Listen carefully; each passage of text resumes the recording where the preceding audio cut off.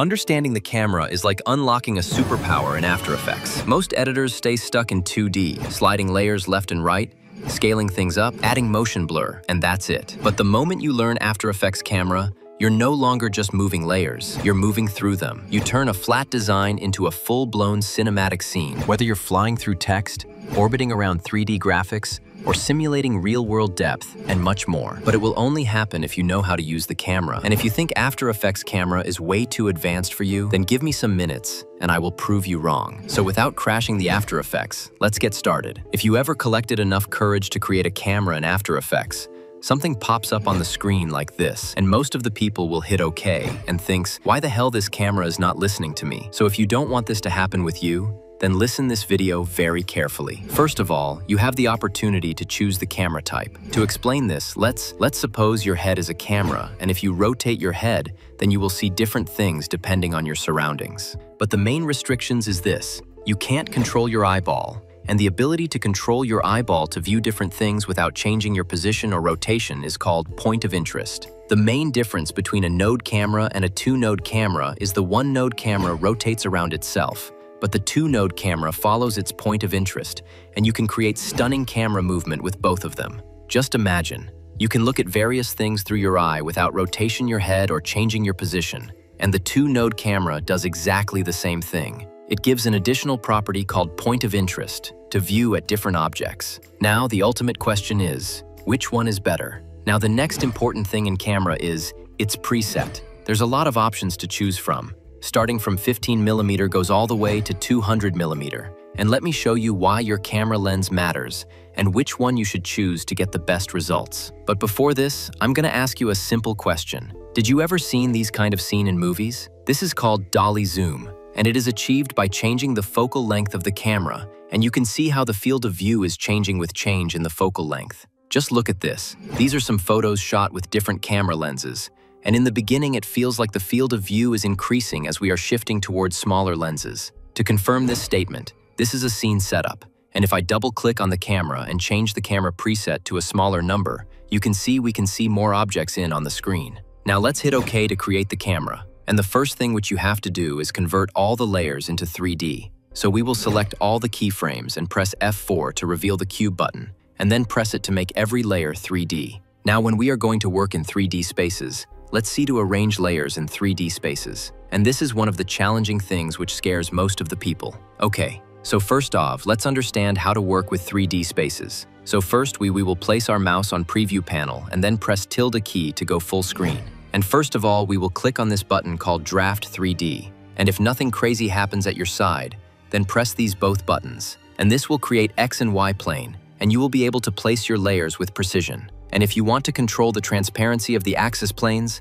then hold this button and you will be able to control the transparency of the planes outside the composition with this slider. Now with this button, you can view your scenes with lot of angles. Currently, we are seeing through the camera, which is also known as active camera, but you can switch to whatever angle you want. For example, this is a 2D shape, and we can only see it from the front view and on the back view because, even though it's 3D, but it's acting like it's drawn on a paper, and we can't see anything from any other view. But if we add some rotation to some elements, then you can see we are able to see something on each view. But here's a problem, that we can't see where our camera is located. So to see our camera, we will change the 1 view to 2 view, or even 4 view, but I would recommend to keep it at 2 view only, unless you have extra monitor to work with. On the left-hand side, we have the active camera, and this is the view which will be rendered. And on the right side, we can switch to any of the view we want. To change the view, first we have to click on the right side to select this, and you can see these 4 blue corners, which are telling us that we are working on this view.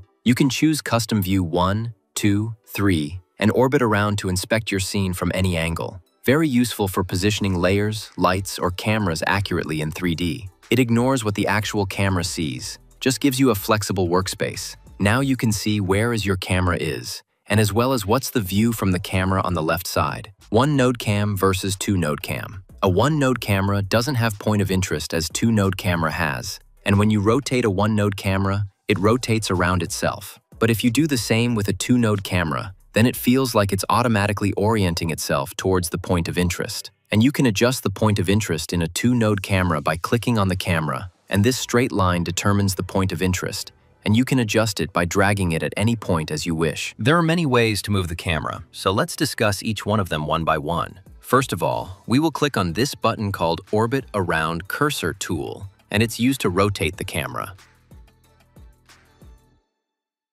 The next button is Pan Camera, and by this button, you can move sideways or up and down. The last button is a dolly button and can be used to zoom in and out. You can cycle between each one of these buttons by pressing C, but if you want to quickly switch between these three buttons in a blink of an eye, then I would suggest to use Unified Camera Tool, and you can do it by holding Alt key, and while holding, if you click left button of the mouse, you can switch to Orbit Tool, and if you again clicked to right button of the mouse, then it will switch to Dolly Tool. And if you press the middle button of the mouse wheel, then you can select the Pan tool to move the camera. Now remember one thing, that these buttons can't be used to move the camera on custom view or any other view. It will only move the view within the 3D space. You can use these buttons to go whatever angle you want in 3D space. To animate the camera, first you have to add keyframes on the position property. If you animate the camera from one point to another, it follows the boring, linear motion by default, which lacks physics because when a thing starts, it usually starts from 0 acceleration and goes all the way to max speed, and then it slowly stops to the end. So always make sure to add proper smoothness to the keyframes. Now you could find yourself in a situation where you have to add more than 2 keyframes on camera property. And if you watch the animation, then you can notice the camera stops completely for a moment, which doesn't feel good. And there are 3 ways to prevent this. The first thing which you can do is separate the dimensions and animate each property separately so that movement doesn't stop. But this creates restrictions to move the camera freely. And this is why everyone parent the camera to the null. Because when we parent the camera to the null, we get access to manipulate the camera position or rotation without using the camera layer. And by parenting multiple nulls to the one who's above it, we can create as many camera movement as we want without stopping the camera. Depth of fields. In real life, when we use smartphone, the background becomes blur. And if we focus our eye on the subject, then our smartphone becomes blur. And this can also achieved in real-world camera from the depth of field. Depth of field is like deciding what part of the scene gets your full attention and what gets ignored in a blur. To activate the depth of field, you have to open the camera options and activate the depth of field. We can control the depth of field using these 3 properties. So let's see what each one of them does. Focus distance is used to tell the After Effects where the focus should be or which layer should be in focus. You can see where your focus is if you switch the view to any one view. And if you change the focus distance, then it will update in the real time.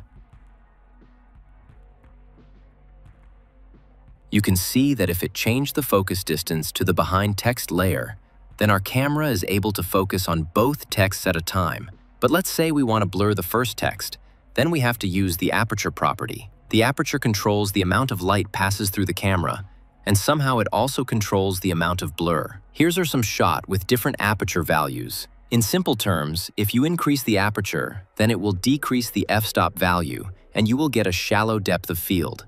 And if I want to blur the subject and focus my camera on the object, first we need to make sure our focus distance is reaching towards the object or background, and then slowly increase the aperture value, and you will start to see the subject is being blurry as we are increasing the aperture. You can also do this by increasing the blur level. Imagine you are sitting on a moving vehicle and enjoying the beautiful motion blur while watching the roads. But if you see sideways, then you can notice the object which are closer to you are moving much muster than the object which are far from us. And this is called a parallax effect. For example, this is a simple scene setup.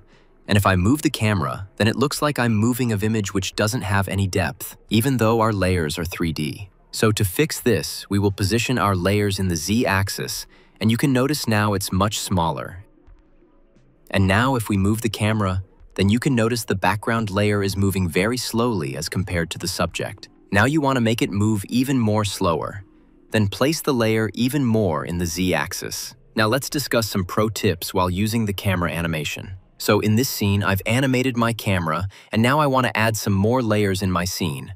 So when I dragged this layer and made it 3D, it suddenly disappeared. And this might frustrate you in the beginning.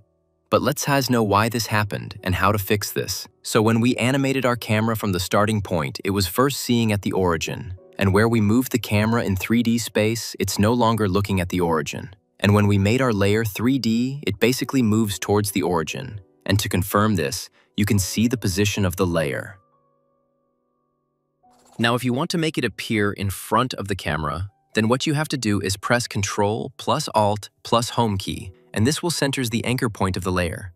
And then we will simply press Ctrl plus Home key, and suddenly we are able to see the layer in front of the camera. And you can also see the position of the layer is changed, now to fit the camera view. While working with the camera in After Effects, always try to use the one-node camera, because a two-node camera automatically orients itself to the point of interest, and you have to keyframes point of interest in order to look at any other layer. And if you use a one-node camera, you can look wherever you want freely. Both cameras are used for different scenarios, so choose the camera wisely depending on your need. One more thing which I want to tell you is, when you apparence the camera to the null object, then simply just duplicate it 4 to 5 times depending on your need, and parents them to the one above it. And this will help you to save your time in animating the camera. Next, I've seen many people bang their head while working with camera, so let me give you some tips so you don't. So first, hold this button and select 3D reference axes. And here you can see the red, green, blue represents X, Y, Z axes respectively. And this will help you to move the layers with ease. And when you want to rotate the layer, then don't use this, and go all the way in the 4th dimension instead. See this pink link and rotate it in circle? And you can see it's working perfectly. And let's say if you want to move it 90 degrees use Shift key, and it will snap the points in multiple of 5, and you can snap it easily. Now, if you want to see where your camera is, then first change this view from active view to another view, and select this camera, and you will be able to see it. And if you want to see the camera all the time without pressing it every time, then just select this hamburger icon and then click View Options, and then change the camera wireframe to on, and then hit OK. And now we can see our camera without touching it, and this gives the idea what's it seeing through. Next thing which I noticed in beginner user is they use orbit around tool. They don't use it correctly and think it's hard to them, but you just point your mouse on the point where you want to rotate, then it will just work fine. You can also zoom in a little bit in order to move the camera even more smoother. See this how smoothly it's working? Just remember to take your mouse on the point where you want to rotate. And if you want to rotate in a specific axis, then hold Shift while doing it, and you will fall in love with camera in After Effects. Alright guys, this was it for today. I hope you learned something new in this video. And if you don't want to miss this kind of informative tutorials, then hit that bell icon to stay notified. And if you want to know how to edit subtitles like a pro, then watch this video and you will be amazed to know secrets to make viral subtitles.